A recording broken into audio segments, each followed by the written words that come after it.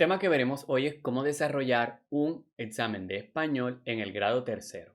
Antes de continuar con este importante video, me gustaría pedirte que te suscribas al canal. Traigo contenido educativo y de gran calidad que te será de gran ayuda para tu vida. Como saben, hemos venido desarrollando una serie de videos en los cuales explicamos cómo desarrollar un examen en grado quinto, un examen en grado cuarto de español ambos, y hoy vamos a ver cómo desarrollar ese examen de español en el grado tercero. En cada uno de esos videos, que si no has visto, te dejo en la descripción, abordo cuáles son los aspectos más importantes que debes tener en cuenta en cuanto a las preguntas, en cuanto a la estructuración del examen. Así que si no has visto todos esos videos, te invito a que los vayas a ver y que también te quedes en este, porque aquí abordaremos nuevos consejos que quizás no estén en aquellos videos. Pues bien, lo primero que vamos a abordar, que sí abordamos en el anterior video, en los anteriores videos, es que los exámenes deben tener un encabezado. ¿Por qué? Porque los exámenes deben tener ciertas formalidades, deben estar estructurados con cierta información que dictamina que la persona que lee ese examen sabe de qué colegio y qué profesor hace ese examen. Quise dejar este examen así porque, como se dan cuenta, no tiene un encabezado. Esto era lo que yo hacía antes. Decía, examen de español, grado tercero, nombre y fecha, nada más. Esto no está muy bien que digamos, sí lo podría utilizar así, pero lo mejor es que cambiemos esto por esto. Aquí podemos ver que está la información en el encabezado del examen de la institución, en qué grado están, el espacio para que el estudiante escriba su nombre, que ojo, eso es importante. Lo primero que deben hacer al entregarle la hoja es que escriba su nombre y completo, dos nombres o uno y sus dos apellidos, y el grado en el que está y la fecha en la que se realizó este examen. Este es un consejo que me dio el rector de mi institución, que fue un consejo muy bueno, porque cuando el examen no tenía este encabezado, no tenía una presentación, una buena presentación. Ahora, en cuanto a las preguntas, vean que estas preguntas están estructuradas en dos partes. Aquí está la primera pregunta, luego la segunda, la tercera, la cuarta comienza aquí y incluso acá están las opciones. Esto se hace aquí en diseño de página y columnas. Yo puedo poner una sola columna en todas las preguntas, puedo poner dos también, pero yo lo que hago es poner dos columnas porque esto facilita que haya más preguntas en menos hojas.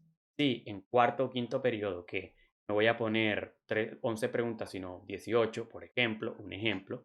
Entonces eso me va a facilitar que pueda organizar todas estas preguntas en dos hojas o en tres. En cambio, si lo hago en una sola columna, desperdicio mucho espacio que puedo aprovechar de esta forma. Tendrías que bajarle el tamaño a la letra, que no es lo considerable, ¿cierto? Por ejemplo, aquí está 11,5. Ahora, en cuanto a las preguntas como tal, es un ejemplo de texto descriptivo, ¿cierto? Nosotros en el texto descriptivo abordamos varios textos, pero por lo general siempre nos fijamos en la receta. Pero aquí me centré en la descripción de qué es un ceibo, ¿cierto?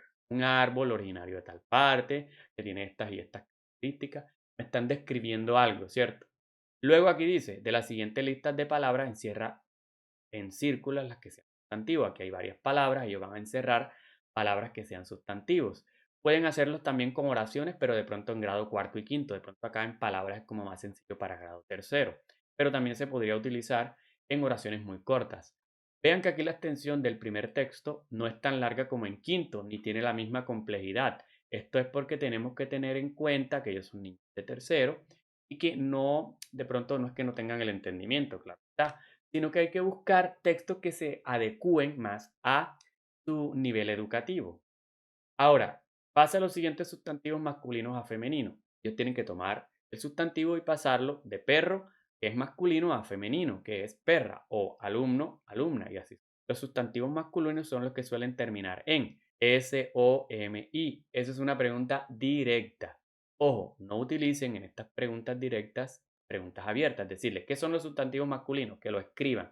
No, les va mejor que utilicen A, B, C o D, porque así, como les dije también en los anteriores videos, es que ellos van teniendo claridad sobre cómo son las pruebas de estado, las pruebas que hacen aquí en Colombia para establecer el nivel educativo de cada una de las escuelas.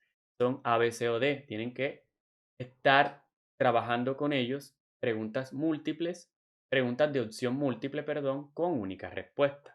Ahora escribe un sinónimo para cada una de las siguientes palabras. Aquí utilicé sinónimos más sencillos para ellos, porque recuerden, es grado tercero. Y, por ejemplo, elegir, no lo trabajé con ellos, pero sí es una palabra que de pronto puede estar acorde a su grado.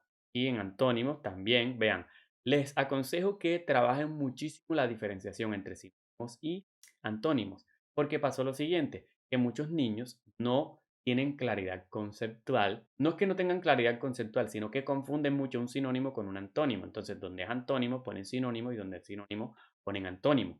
Y ese es un problema que debemos combatir estableciendo diferencias entre ellos, haciendo ejercicios, saliendo al tablero, poniendo talleres, en fin. ¿Qué son las onomatopeyas? La sexta pregunta, una pregunta abierta. Pude haber hecho otra pregunta A, B, C o D o que identifican en texto, pero me interesan también que ellos también puedan realizar o escribir, organizar su pensamiento y escribir esta pregunta. Las onomatopeyas son tal y tal cosa.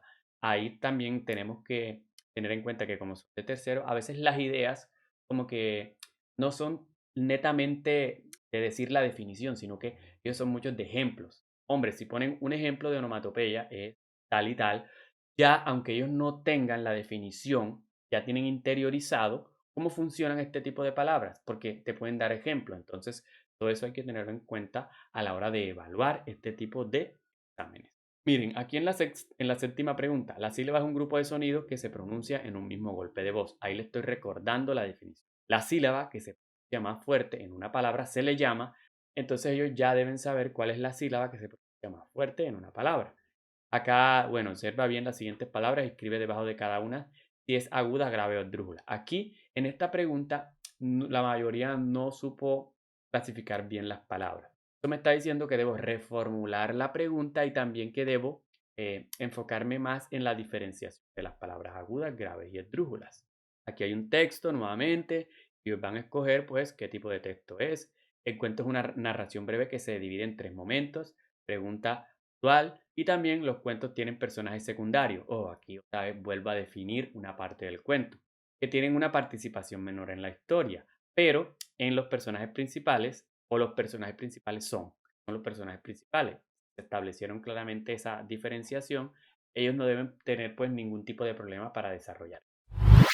Esto sería todo lo que tendríamos que abordar sobre cómo desarrollar un examen de grado tercero. Vean, acá dice tercero, pero aquí, como copié esto de otro examen, no tuve en cuenta que tenía que cambiarlo. Ojo, fecha, grado, todo eso tiene que estar bien leído pregunta por pregunta. Ese es mi último consejo.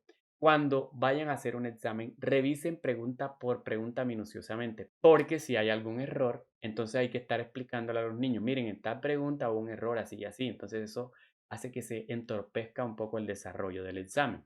Que revisen todo, que todo esté muy bien escrito, que no haya ningún tipo de problema de que una palabra de más, una palabra de menos. Si te gustó este video, dale like, compártelo con tus amigos. Sobre todo suscríbete a mi canal para seguir trayendo más y mejor contenido aquí.